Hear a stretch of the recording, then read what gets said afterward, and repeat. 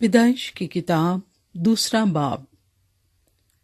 سو آسمان اور زمین اور ان کے کل لشکر کا بنانا ختم ہوا، اور خدا نے اپنے کام کو جسے وہ کرتا تھا 7ویں دن ختم کیا، اور اپنے سارے کام سے جسے وہ کر رہا تھا 7ویں دن فارغ ہوا۔ اور خدا نے 7ویں دن کو برکت دی اور اسے مقدس ٹھہرایا، کیونکہ اس میں خدا ساری کائنات سے جسے اس نے پیدا کیا اور بنایا فارغ ہوا۔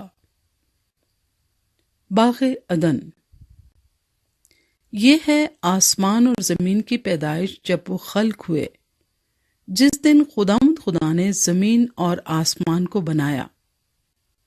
اور زمین پر اب تک کھیت کا کوئی پودا نہ تھا، اور نہ میدان کی کوئی سبزی اب تک اگی تھی، کیونکہ خدا نے زمین پر پانی نہیں برسایا تھا، اور نہ زمین جوتنے کو کوئی انسان تھا، بلکہ زمین سے کہر اٹھتی تھی اور تمام روئے زمین کو سیراب کرتی تھی۔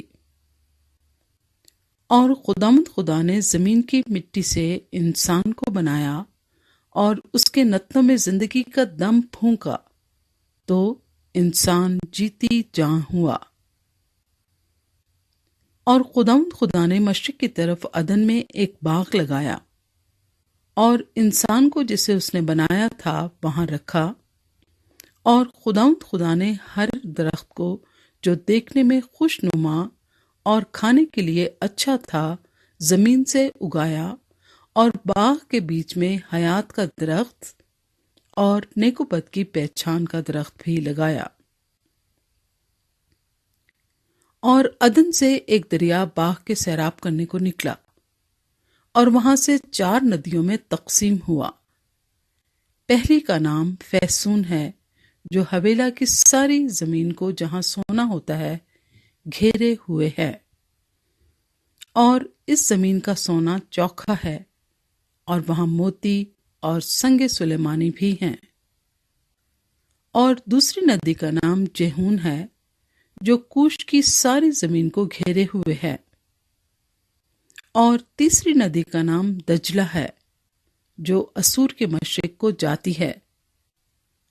اور چوتھی ندی کا نام فرات ہے۔ اور خدا نے آدم کو لے کر باغ عدن میں رکھا کہ اس کی باغبانی اور نگہبانی کرے۔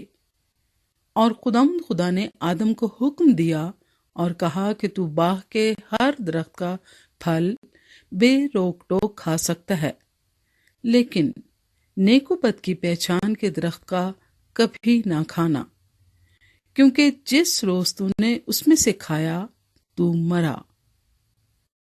اور خدا نے کہا کہ آدم کا اکیلا رہنا اچھا نہیں، میں اس کے لیے ایک مددگار اس کی مانند بناؤں گا۔ اور خدا نے کل دشتی جانور اور ہوا کے کل پرندے مٹی سے بنائے، اور ان کو آدم کے پاس لایا کہ دیکھے کہ وہ ان کے کیا نام رکھتا ہے۔ اور آدم نے جس جانور کو جو کہا وہی اس کا نام ٹھہرا۔ اور آدم نے کل چوپایوں اور ہوا کے پرندوں اور کل دشتی جانوروں کے نام رکھے، پر آدم کے لیے کوئی مددگار اس کی مانند نہ ملا۔ اور خدا نے آدم پر گہری نیند بھیجی، اور وہ سو گیا، اور اس نے اس کی پسلیوں میں سے ایک کو نکال لیا اور اس کی جگہ گوشت بھر دیا۔ اور خدا اس پسلی سے جو اس نے آدم میں سے نکالی تھی ایک عورت بنا کر اسے آدم کے پاس لایا، اور آدم نے کہا کہ یہ تو اب میری ہڈیوں میں سے ہڈی اور میرے گوشت میں سے گوشت ہے، اس لیے وہ ناری کہلائے گی، کیونکہ وہ نر سے نکالی گئی۔ اس واسطے مرد اپنے ماں باپ کو چھوڑے گا اور اپنی بیوی سے ملا رہے گا، اور وہ ایک تن ہوں گے۔ اور آدم اور اس کی بیوی دونوں ننگے تھے اور شرماتے نہ تھے۔ پاک کلام کے پڑھے اور سنے جانے پر